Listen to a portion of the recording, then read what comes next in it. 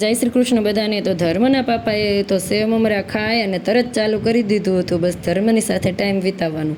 એમાં સૌથી બેસ્ટ કામ હતું કે ધર્મએ કીધું કે મારી સ્કૂલમાં માટીકામ છે એટલે પાપા મારા માટીના રમકડા જે બનેલા છે ને એમાં રંગ કરવાનો છે. એટલે બાપ દીકરો બંને ચોંટી પડ્યા હતા રમકડાને રંગ કરવા માટે. આમ પણ આનાથી વધારે સ્પેશિયલ ક્વોલિટી ટાઈમ તો કયો જ કહેવાય.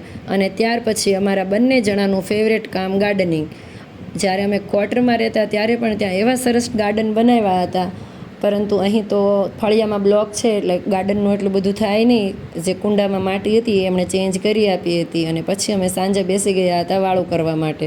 અને આજે વાળુના મેન્યુમાં એકદમ સાદું સિમ્પલ કાઠિયાવાડી હતું. તો બપોરે આવવાના હતા એટલે મેં બનાવ્યું હતું આ સાદું ભોજન. દર વખતે તો કાંઈક ઢોસા કે પનીર એવું કાંઈક બનાવીએ, પરંતુ આ વખતે સાદું ભોજન બનાવવાનો વિચાર કર્યો હતો કે દાળ ભાત શાક રોટલી અને આખા રીંગણાનું શાક. કારણ કે હસબન્ડને આખા રીંગણાનું શાક ભાવે છે.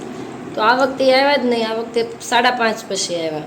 દર વખતે 3:30 આસપાસ આવે તો એમ કહેતા કે આપણે સાથે જમશું. જમે નહીં, 4 વાગ્યા સુધી ભૂખ્યા રહે ને આવીને જમે બધા સાથે.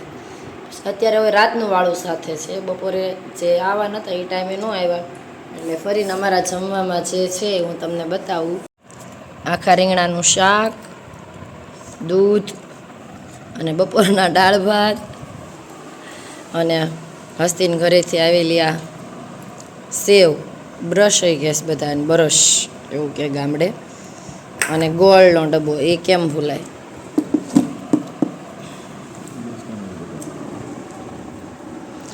તો મહિનાઓ બાદ બધા સાથે જમવા બેઠા એટલે સારું લાગે છે. પછી બીજા દિવસે સ્કૂલે ગઈ ત્યારે બાળકોએ ફરીને કૂતકૂતામણી રમવાનું ચાલુ કર્યું હતું.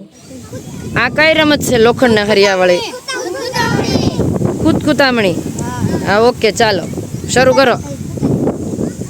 અને ખરેખર જે આ વિસરાઈ ગયેલી રમતો છે ને, જે આપણે બાળપણમાં રમતા, એ બધી રમતો મને ગામડે નોકરી મળી ને પછી ફરીને યાદ આવી ગઈ છે.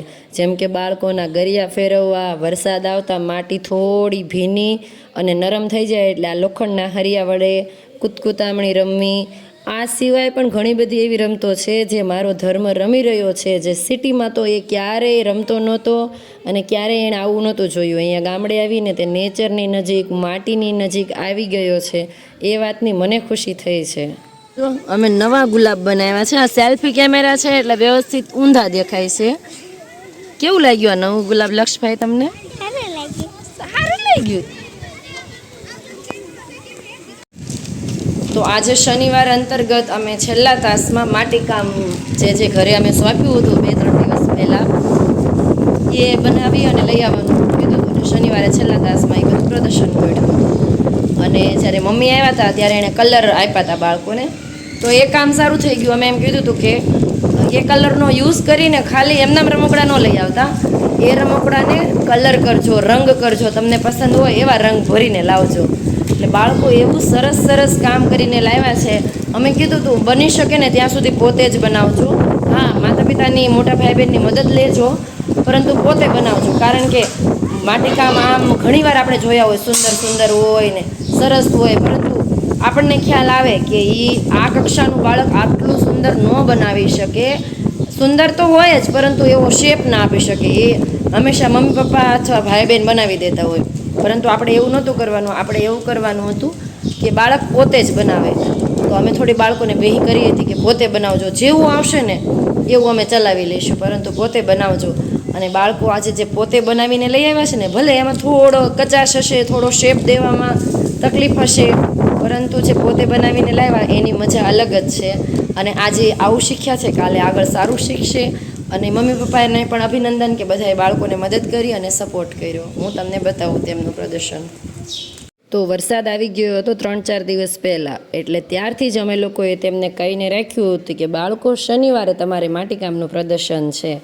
અને બાળકો મસ્ત નાના નાના રમકડા અને એને રંગીને લઈ આવ્યા હતા. એ જોવાની તો મજા આવી જ ગઈ હતી. હું તમને બધાને બતાવું છું કે બાળકોએ પોતાની રીતે શું શું કામ કર્યું હતું. અમે બાળકોને કીધું હતું ને કે પોતે બનાવજો, એટલે આમાં થોડું કચાશ હશે, પરંતુ બાળકોએ પોતે પોતાની કલા રેડી છે ને આમાં, એ અમારા માટે બહુ મોટી વાત છે.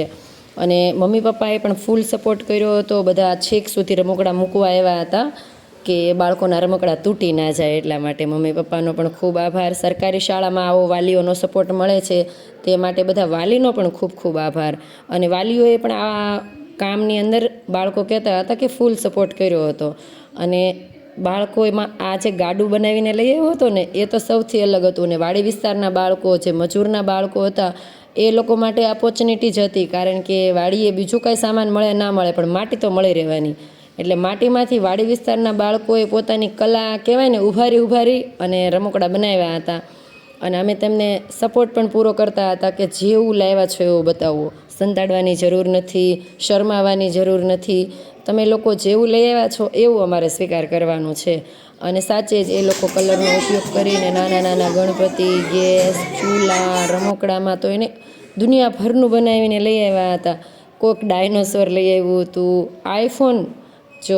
આઈફોન લઈ આવ્યા હતા. અને શંકર દાદા તો કેટલા બધા આવ્યા હતા, ગણપતિ મહારાજ પણ ઘણા બધા આવ્યા હતા. અને સાથે સાથે હું એને પૂછતી જતી હતી આ શું છે, તો કહેતા હતા આ કુકર છે. એટલે અમે માની લીધું, હા તમે બનાવ્યું છે તો અમે એને કુકર માનશું જ, બિલકુલ માનીશું. ગેસ ઉપર સળીથી વ્યવસ્થિત સ્ટેન્ડ કર્યા હતા, ગોળા કર્યા હતા. વળી સિલિન્ડર અને ગેસને કનેક્શન આપવા માટે દોરાનો પણ ઉપયોગ કર્યો હતો. આ બધું જોઈને હું તો રાજી થતી હતી. આ ગોળો અને તેનું ઢાંકણ, એને બુજારું કહેવામાં આવે છે. અને આ દીકરીઓએ બનાવ્યા હતા આવા સરસ ગણપતિ, અને આવો સરસ રંગ પૂર્યો હતો એમાં. હા, મોટાએ મદદ જરૂર કરી છે, પરંતુ એની સામે બાળકોએ પોતાનો હાથ તો આમાં બાળ્યો જ હશે, એ વાતની પણ અમને ખુશી છે. એ સિવાય અમે આગળ બાળકોને મોટિવેશન કરતાં આ બધાને ગોળ બેસાડ્યા હતા, એટલે એક પણ બાળક રહી ન જાય પોતાની વસ્તુ બતાવ્યા વગર. અને આ ભાઈ નાનકડો ફોન પણ લઈ આવ્યા હતા અને અંદર નંબર પણ લગાડ્યા હતા. તો મને કીધું હતું કે બેન એકવાર આમાં વાત કરીને તો જો, જરૂર સંભળાશે. અને મેં પણ તેની વાત માની લીધી. હલો ધ્રુવભાઈ, તમને સંભળાય છે? કીધું હતું કે જો કેટલું સરસ તારા ફોનમાં સંભળાય છે.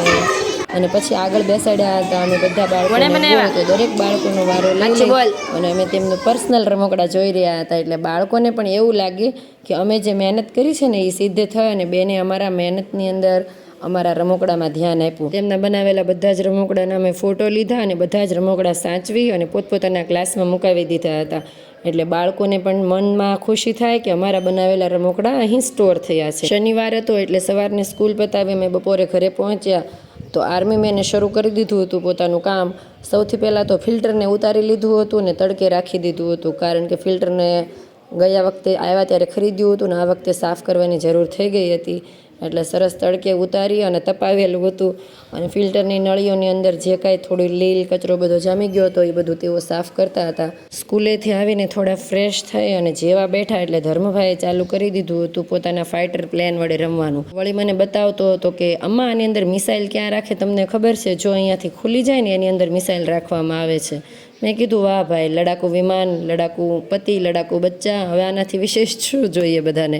રમતા રમતા તો તેને એક નવું જીવડું મળી ગયું હતું, એટલે મને બોલાવીને બતાવતો હતો કે જો આની અંદર તો કેટલા બધા કલર છે. મેં કીધું એ કલર કુદરતે પૂર્યા છે, આપણા હાથની વાત નથી. હવે બપોરે જમવાનું તૈયાર હતું, પરંતુ બાપ બેટા હવે ધર્મની ગન સારી કરવા બેઠા હતા.